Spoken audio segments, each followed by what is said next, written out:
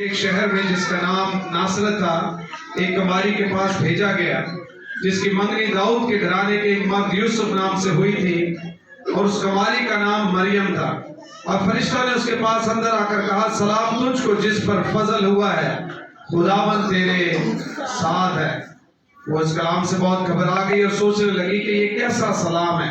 فرشتہ نے اس سے کہا، مریم خوف نہ کر، کیونکہ خدا کی طرف سے تجھ پر فضل ہوا ہے، اور دیکھ تو حاملہ ہوگی اور تیرے بیٹا ہوگا اور اس کا نام یسوع رکھنا۔ وہ بزرگ ہوگا اور خدا تعالیٰ کا بیٹا کہلائے گا، اور خدا اس کے باپ داؤد کا تخت اسے دے گا، اور وہ یعقوب کے گھرانے پر ابد تک بادشاہی کرے گا، اور اس کی بادشاہی کا آخر نہ ہوگا۔ کلام مقدس کا پڑھا اور سنا جانا ہم سب کے لیے برکت کا باعث ہو۔ میرے عزیز، یہ وہ واقعہ ہے جس سے آپ سب واقف ہیں۔ یقیناً خدا یسوع مسیح کا جنم ہم سب کے لیے برکت کا باعث ہے، ہم سب کے لیے نجات کا باعث ہے، ہم سب کے لیے گناہوں سے مخلصی اور چھٹکارے کا باعث ہے۔ اور خداوند یسوع مسیح واحد ہستی ہیں جو نہ صرف ہمارے لیے بلکہ پورے جہان کے لیے اس دنیا میں آئے۔ بائبل مقدس میں مختلف جگہوں پر اس کا ذکر کیا گیا ہے۔ یوحنا کی انجیل 30 باب کی 16ویں آیت میں لکھا ہے، خدا نے دنیا سے ایسی محبت رکھی کہ اپنا اکلوتا بیٹا بخش دیا۔ اس نے بیٹا کس کے لیے بھیجا؟ پوری دنیا کے لیے۔ جب فرشتے خدا یسوع مسیح کی پیدائش کی بشارت دینے کے لیے آئے تو انہوں نے کہا، دیکھو ہم تمہیں بڑی خوشی کی بشارت دیتے ہیں، جو کس کے لیے ہے؟ جو سارے جہان کے لیے، جو پوری امت کے لیے۔ خداوند یسوع مسیح کی آمد کسی ایک شخص، کسی ایک گھرانے، کسی ایک قوم، کسی ایک قبیلے کے لیے نہیں ہے، بلکہ خداوند یسوع مسیح کی آمد سارے جہان کے لیے۔ اور جب ان کی آمد سارے جہان کے لیے ہے تو پھر اس کی آمد سے جڑی برکات بھی سارے جہان کے لیے۔ اور مسیح کی پیدائش کی خبر لانے والا فرشتہ جو ہے، اس نے مقدسہ ماں مریم سے آ کے کیا کہا؟ جب وہ خبر کیا لے کر آ رہا ہے کہ خداوند نے تجھ پر یہ کرم کیا کہ تو حاملہ ہوگی اور تیرے بیٹا ہوگا۔ مسیح کی پیدائش کی خبر لانے والے فرشتے نے جب مقدسہ ماں مریم کے پاس وہ آیا تو خبر دینے سے پہلے کیا کہا؟ سلام تجھ پر۔ کیا کہا اسے؟ سلام تجھ پر۔ سلام تجھ پر۔ آمین آمین۔ پہلے مصیبت، دکھ، تکلیف ہے۔ پہلے یہ بات ہے کہ سب نے گناہ کیا اور خدا کے جلال سے محروم ہے۔ لیکن اب چونکہ مسیح کی آمد ہے تو مسیح کی آمد سے پہلے، مسیح کی آمد کی خبر کے ساتھ ہی سلامتی کا پیغام آ گیا۔ ایک دن پیدائش ہو جائے تو پھر نکالے، یہ تو پیدائش کی خبر پہ ہی سلامتی کا پیغام ہے۔ سلام کا مطلب ہے سلامتی۔ سلام تجھ پر، جس پر کیا ہوا ہے؟ فضل ہوا ہے۔ خداوند یسوع مسیح کی آمد سلامتی کو لاتی ہے۔ پہلی بات، خداوند یسوع مسیح کی آمد فضل کو جاری کرتی ہے۔ فضل کا مطلب ہے جس نعمت، جس برکت، جس بخشش کے ہم لائق نہ ہوں، وہ ہمیں اس کے کرم سے مل جائے۔ مسیح کی آمد سے سلامتی ہے، اور مسیح ہی کے آنے سے لوگوں پر فضل ہوتا ہے، یعنی جس کے ہم لائق نہیں ہیں۔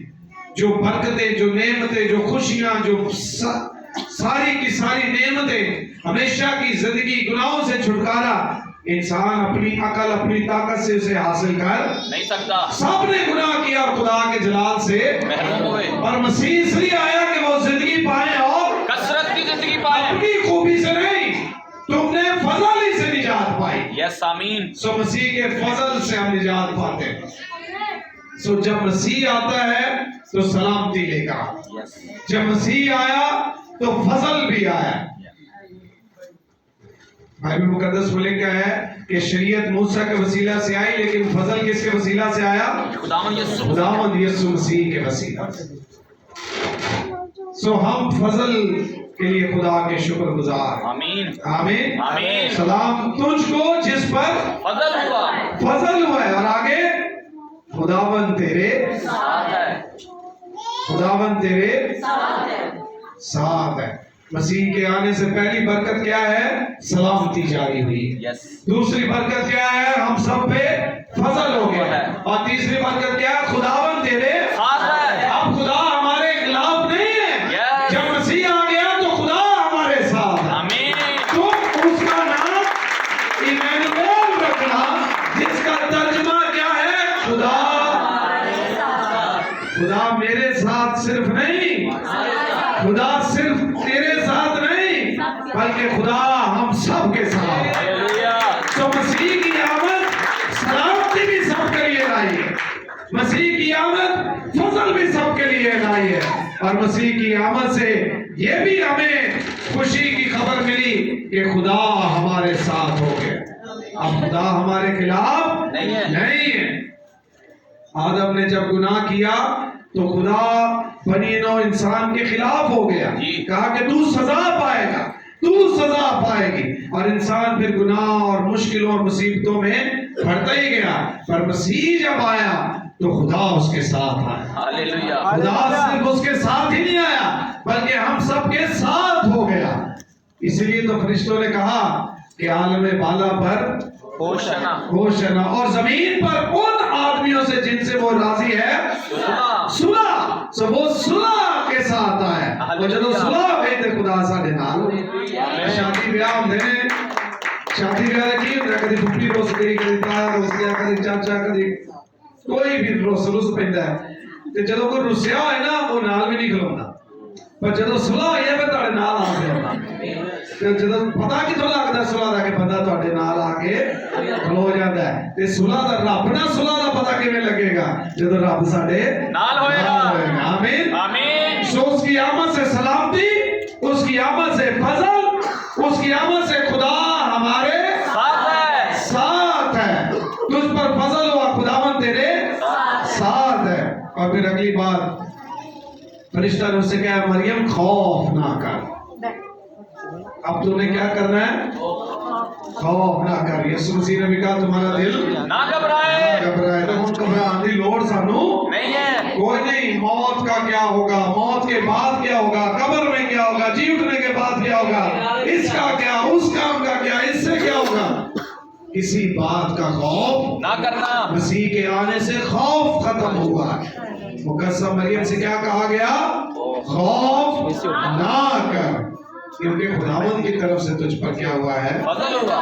फजल हो गया। सो मसीह हमारे खौफ खत्म करने के लिए। अब हमें मौत का खौफ नहीं है, अब हमें गुनाह का खौफ नहीं है। मौत की बाबत तो पौलुस रसूल ने क्या कहा? जीना मेरे लिए मसीह और मरना खौफ खत्म हो गया। मौत का खौफ खत्म। लेकिन तुम सांपों को उठा लोगे और तुम्हें कोई नुकसान, तुम हलाक करने वाली चीजें पियोगे तुम्हें कोई नुकसान ना पहुंचेगा। किसी बात का खौफ नहीं है। ज़बूर नवीस ने तो पहले ही नबूवती तौर पे क्या देता सी? कहा मेरा गुजर मौत के साया की वादी से हो, मैं किसी बला से ना डरूंगा, क्योंकि तू मेरे साथ है। जिदे नाल हो जाए उन्हें कोई खौफ नहीं। आमीन आमीन। उदों की कहता क्योंकि तू मेरे पर होन की बयान है खुदा हमारे साथ है। तब वो एक के साथ हुआ करता था, लेकिन अब सबके साथ है, आपके साथ, आपके साथ, आपके साथ है। आमीन आमीन। खुदावंद के हुजूर शुक्रगुजारी करें कि मसीह आया है। मसीह की आमद निजात का पैगाम, मसीह की आमद सलामती का पैगाम, मसीह की आमद फजल का पैगाम, मसीह की आमद खुदा हमारे साथ होने का पैगाम है। और मसीह की आमद से हमारे सारे खौफ खत्म हो जाते हैं, हम निजात याफ्ता होते हैं और उसके फजल से निजात और हमेशा की जिंदगी के वारिस बन जाते हैं। आमीन आमीन। इसलिए कलाम के मुताबिक इस ईद को मनाएं, कलाम के मुताबिक मसीह के जन्मदिन को मनाएं। अब पहली बात जो मैंने कही थी उसी पे इख्तिताम करूंगा कि खुदा ने दुनिया से ऐसी मोहब्बत रखी कि अपना इकलौता बेटा बख्श दिया। ये उसने किया। आधा ये क्या यहाँ का काम उसका है। मोहब्बत किसने रखी? खुदा ने। बेटा किसने बख्शा? खुदा ने। अब वो काम हो गया है, अगला काम क्या है? ताकि जो कोई उस पर ईमान है। अगला काम का मुनासा कर। और अगर हम ईमान नहीं लाते तो कोई फायदा नहीं है। नहीं है, ताकि जो कोई उस पर ईमान हलाक ना हो बल्कि माँ ईमान लाएगी तो माँ ही बचेगी, बेटी नहीं बचेगी। बाप ईमान लाएगा तो बाप ही बचेगा, बेटा नहीं बचेगा। बच्चे ईमान लाएंगे तो बच्चे ही बचेंगे, माँ बाप नहीं बचेंगे। क्योंकि लिखा है जो कोई उस पर ईमान लाए हलाक ना होगा बल्कि हमेशा की जिंदगी और जो ईमान लाए और बपतिस्मा ले वो निजात पाए। लिहाजा आइए इस क्रिसमस पर मसीह को कबूल करें, अपनी जिंदगी उसके सुपुर्द करें और उसको पूरे तौर पर कबूल करके उसके जलाल में आगे बढ़ते चले जाएं। आमीन। आइए सबको झुकाएं, आंखें बंद करें और शुक्र करें।